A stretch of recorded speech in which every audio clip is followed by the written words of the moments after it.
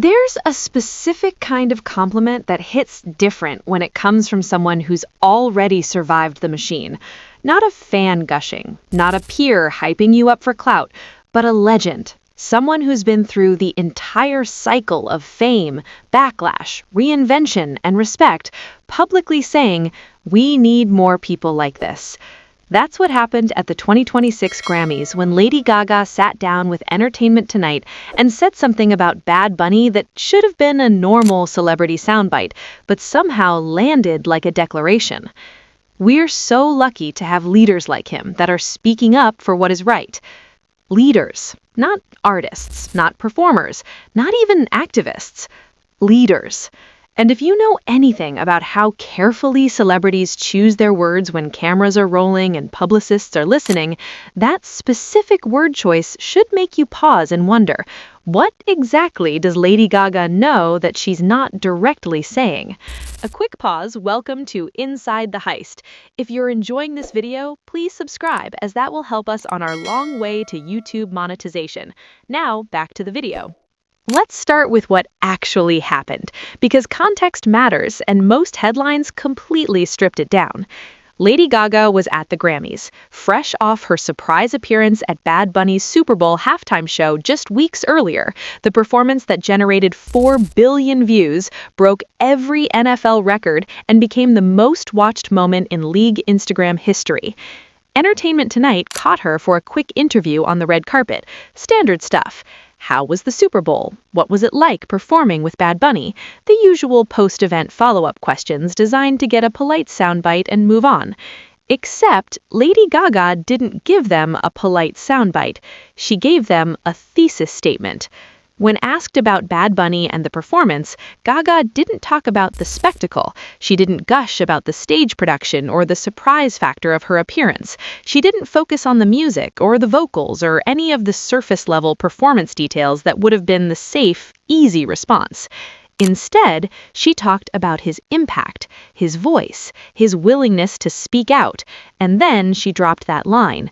We're so lucky to have leaders like him that are speaking up for what is right. The interviewer nodded, moved on to the next question, probably didn't realize what had just been said, but anyone paying close attention should have caught it, because Lady Gaga just called Bad Bunny a leader in front of cameras at the Grammys in an industry that is very, very careful about which artists get elevated to that level of description. And she didn't walk it back.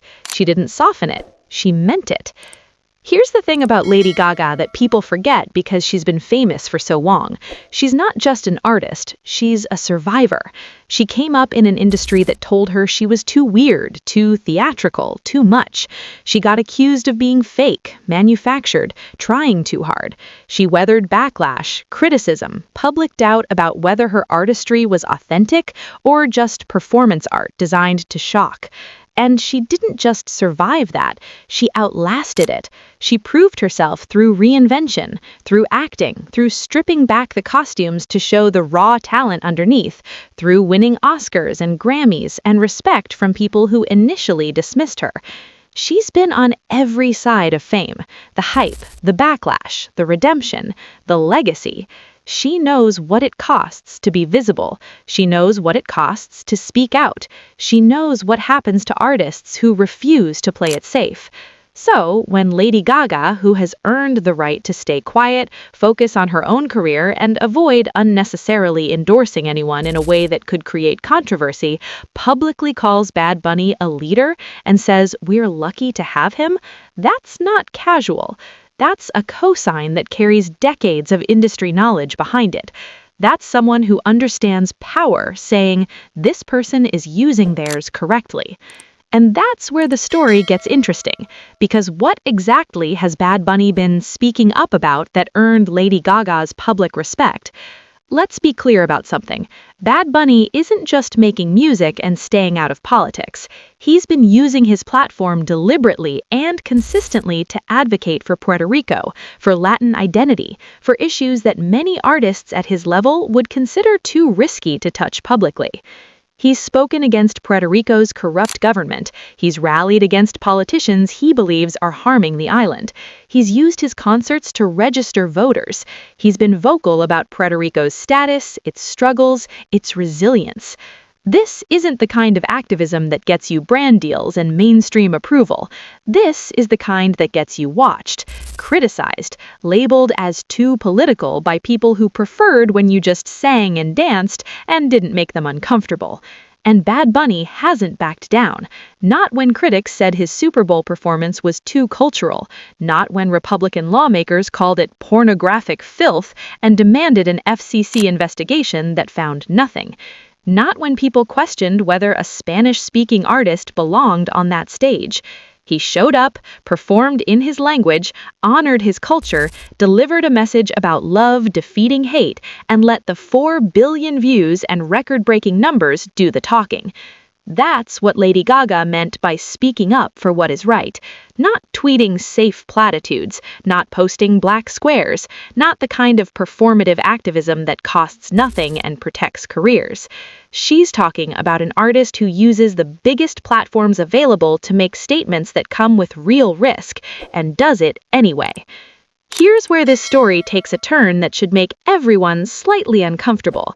Lady Gaga calling Bad Bunny a leader at the Grammys wasn't just a compliment between collaborators, it was also a warning. Because the music industry doesn't actually want leaders, it wants products. It wants controllable, marketable artists who perform well, sell tickets, generate streams, and don't create problems for sponsors or broadcast partners. Artists who speak up, especially about political or cultural issues, become liabilities. They become risks. They become people that corporations have to think twice about before associating with. And Lady Gaga knows this. She lived it. She became a risk at various points in her career for being too outspoken, too visible, too much. So, when she publicly endorses Bad Bunny as a leader, on camera, at the Grammys, in front of the entire industry, she's doing 2 things simultaneously. First, she's protecting him. By publicly aligning herself with his voice and his message, she's making it harder for the industry to quietly sideline him. She's saying, if you come for him, you're coming for me too. Second, she's issuing a challenge. She's essentially saying to the industry, this is what real artistry looks like. This is what leadership looks like. And you need more of this, whether you want to admit it or not. That's not a safe move. That's not a career preservation move. That's someone with enough power and security using it to shield someone who doesn't have the same level of protection yet. If you're starting to understand that this isn't just about 2 artists being nice to each other, but about how power actually works in the music industry, you need to subscribe right now. Because what comes next is the part that reframes Lady Gaga's entire appearance at that Super Bowl, and it's not what you think. Let's rewind to the Super Bowl for a second, because Lady Gaga's appearance during Bad Bunny's halftime show looked like a fun, surprise guest moment. 2 massive stars sharing a stage. Great for both their brands. Good television. Except, if you've been paying attention to everything we just covered, you know it was never that simple. Lady Gaga didn't need that Super Bowl legendary halftime show in 2017. She's already cemented her legacy in that space. She doesn't need to be someone else's surprise guest for relevance or visibility. So why did she say yes? Because she understood what Bad Bunny was actually doing up there, and she wanted to be part of it. Bad Bunny's halftime show wasn't just a performance, it was a statement about identity, longing, and who gets to claim American stages while staying fully themselves. It was unapologetically Puerto Rican, unapologetically Spanish, unapologetically cultural in ways that mainstream American entertainment usually requires artists to tone down. And Lady Gaga, who built her career on refusing to tone herself down, who faced years of criticism for being too theatrical and too much before the world caught up and called it genius, looked at what Bad Bunny was doing and said, I want to support this. Her appearance wasn't a cameo, it was a cosign. It was a stamp of approval from someone whose own career proved that refusing to compromise eventually wins. It was Lady Gaga using her platform to amplify someone else's message because she understood the cost of delivering it. And then, weeks later at the Grammys, she made sure everyone understood why she did it. Not for fun, not for the performance, but because we're lucky to have leaders like him that are speaking up for what is right. Here's the part most people missed while celebrating the quote. Lady Gaga didn't just call Bad Bunny a leader, she said leaders like him, plural, like him, meaning we need more of this, meaning this isn't common, meaning most artists at this level are not doing what he's doing. That's not a compliment, that's a critique of everyone else. Lady Gaga is essentially standing at the Grammys, an event filled with successful, wealthy, influential artists, and saying, most of you aren't leading. Most of you are following trends, chasing streams, protecting brands. Most of you have platforms and aren't using them for anything beyond self-promotion. And then pointing at Bad Bunny and saying, but this one is different. That's not just praise, that's a call-out wrapped in a compliment. That's Lady Gaga throwing down a challenge to an entire industry full of artists with massive platforms and zero willingness to risk them. She's saying, you could do this too, you should do this too, but you won't, and that's why we're lucky someone finally is. That reframes the entire quote. It's not Bad Bunny is great, it's Bad Bunny is rare, and he shouldn't be. Lady Gaga's comments at the Grammys matter because they come from someone with nothing to gain and potentially something to lose by making them. She could have said he's talented, she could have said the performance was incredible, she could have given 100 safe, positive responses that praised Bad Bunny without elevating him to the level of leader or implying that the rest of the industry is failing to step up. Instead, she chose the language of leadership, of speaking up, of doing what's right even when it's not easy. And that choice reveals something uncomfortable about the current state of mainstream music. Most artists aren't willing to do that. Most artists are protecting their brands, their sponsorships, their streaming numbers. Most artists have learned that speaking out costs more than staying quiet. Bad Bunny is one of the exceptions, and Lady Gaga, who spent years being criticized for refusing to conform before the world caught up and called her a legend, recognized that immediately. She knows what it costs, she knows what it's worth, and she knows how rare it actually is. Lady Gaga's comments didn't go viral because they were nice. They went viral because they were true in a way that made people uncomfortable. We're lucky to have leaders like him that are speaking up for what is right. That sentence implies several things. Most artists aren't speaking up. Most artists aren't leaders. Having someone who does both is rare enough to comment on. Bad Bunny is taking risks most people in his position wouldn't take, and we should be paying attention to that. The quote is a mirror, and when people looked at it, they saw an entire industry of successful, powerful, influential artists who have massive platforms and use them for everything except actual leadership. That's not a comfortable realization, that's a reckoning. And Lady Gaga, standing at the Grammys in front of that entire industry, essentially said it out loud.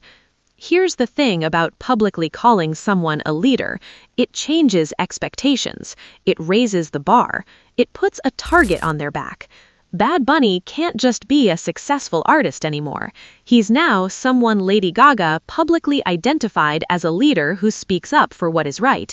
That's a standard that comes with pressure, scrutiny, expectations that he'll continue using his platform even when it's inconvenient. And for Lady Gaga, she just publicly aligned herself with an artist who represents everything the mainstream music industry claims to want but actually fears: authenticity, risk, cultural specificity, political voice, refusal to compromise. She made it clear whose side she's on, and that matters more than a Grammy win or a sales record. Because at the end of the day, what Lady Gaga recognized in Bad Bunny is exactly what made her own career legendary: the willingness to be fully yourself, even when the industry wants you to be less. She survived that path, she knows how hard it is, and she knows how few people actually commit to it. So when she says, "We're lucky to have leaders like him," she's not just praising Bad Bunny, she's reminding everyone else that leadership requires something most artists aren't willing to give: the truth, even when it costs. Stay subscribed to Celebrity Hip Hop Showroom, because this story is bigger than one quote at one awards show. This is about what happens when artists with power decide to use it for something beyond themselves, and what it costs when they actually do. We're documenting every chapter of this movement, and you're not going to want to miss what comes next.